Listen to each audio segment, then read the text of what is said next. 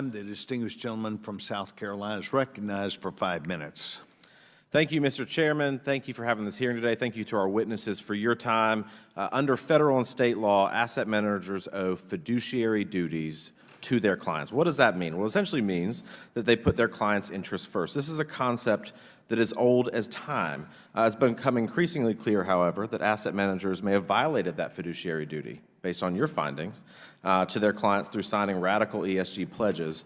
Attorney General Reyes and Attorney General Marshall, you and several other attorneys general, including Alan Wilson from South Carolina, penned a letter to 53 asset managers. In this letter, you said that state and federal laws require these asset managers to act as a fiduciary in the best interests of their clients and exercising due care and loyalty. So today I want to take a quick look at the history of fiduciary. Starting with the basics, the Bible says that no one can serve two masters. The Romans defined a fiduciary as a person holding the character of a trustee or character analogous of a trustee in respect to the trust and confidence involved in it and the scrupulous good faith and candor which it requires. The case of Keach versus Sanford, a 1727 English trust law, holds that a trustee owes a strict duty of loyalty and care so that there can never be any possibility of a conflict of interest under ERISA. A person who provides investment advice has that same fiduciary obligation to provide the advice in the sole interest of the plan participants. It's clear that the history of fiduciary is not a new concept. So why are these asset managers now struggling with that duty?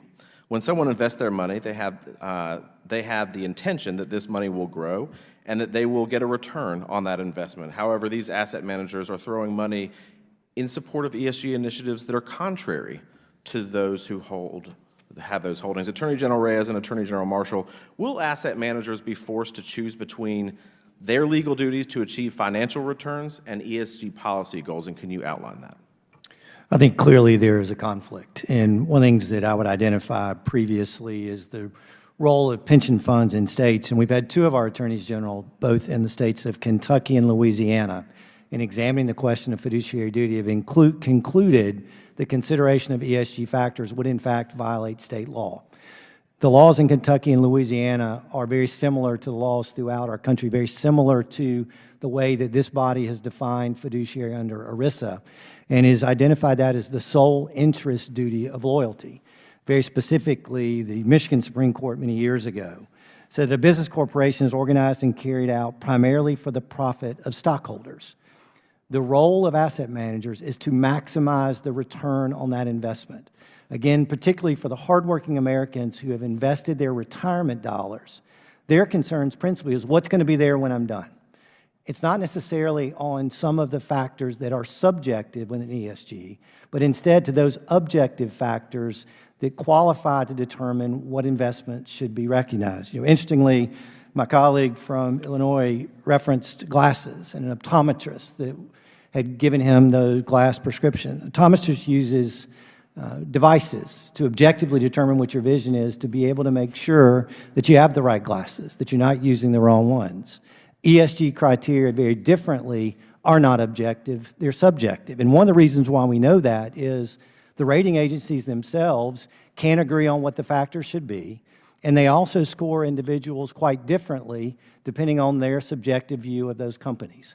One thing that's also clear is that certain subjective ESG factors are in conflict. For example, let's take solar powers. That if you have a company you want to be able to score well because they have converted to solar energy, we also have to recognize that that solar energy is coming from materials and manufactured in China where forced labor practices are not acceptable. Which one do you favor more? Attorney General and Attorney General Reyes, I want you to answer this one if you can for me, because I'm crunched for time, but are asset managers required to tell their clients when they enter in these ESG-related pledges? I mean, doesn't that seem to be kind of a problem? Because my understanding is that they do not have to disclose that. I'm sorry, could you repeat? I know your time's up, but I didn't. Are asset managers required to tell their clients when they enter into these ESG-related pledges?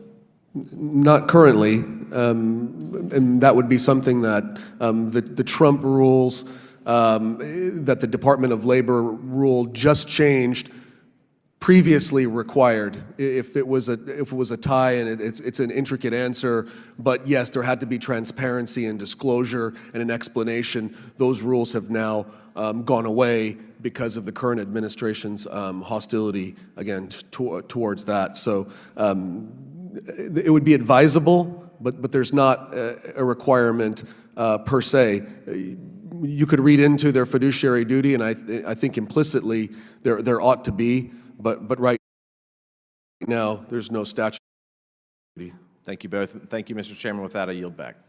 Gentleman yields back. Chair recognizes Ms. Porter from California for. Hey, before you click on the next video, if y'all could do me a big favor and hit that like button. The algorithm loves it, and so do I, because it helps promote these videos and get the message out about what our government has been doing. Don't forget to hit that subscribe button and turn on your notifications, because every time I put out a video, you want to know about it, right?